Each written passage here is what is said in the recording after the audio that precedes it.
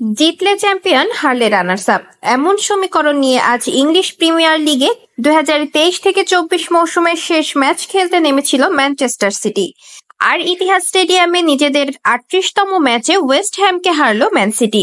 3-1 গোলের জয়ে টানা চতুর্থবারের মতো প্রিমিয়ার লিগের চ্যাম্পিয়ন হলো পেপ গার্দিওলার দল।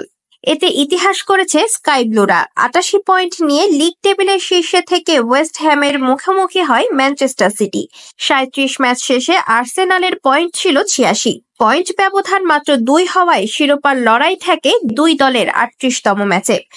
গুরুত্বপূর্ণ এই ম্যাচে এভারটনের বিপক্ষে জয়ের বিকল্প ছিল না আর্সেনালের। একই সঙ্গে হার কামনা করতে হতো ম্যান সিটির। এভারটনকে হারিয়ে প্রথম লক্ষ্য পূরণ করলেও আলোর মুখ দেখেনি গানারদের অন্য প্রত্যাশাটি। সিটির জয়ের সময় এমিরেটস স্টেডিয়ামে এভারটনকে 2-1 গোলে হারায় মিকেল আর্তেতার দল। 2020-21, 2021-22, 2022-23 মৌসুমের পর 2023-24 সিজনে প্রিমিয়ার লিগ শিরোপা জিতল ম্যান সিটি। লিগের ইতিহাসে প্রথমবারের মতো কোনো দল টানা 4 মৌসুমে চ্যাম্পিয়ন হওয়ার কীর্তি অর্জন করেছে। হাডার্সফিল্ড টাউন, আর্সেনাল, লিভারপুল এবং ম্যানচেস্টার ইউনাইটেডের টানা 3 প্রিমিয়ার লিগ জয়ের রেকর্ড রয়েছে। সব মিলিয়ে এ নিয়ে নবম লিগ শিরোপা জিতল ম্যান সিটি।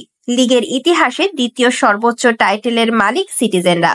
সর্বোচ্চ 13 বার চ্যাম্পিয়ন ম্যানচেস্টার ইউনাইটেড।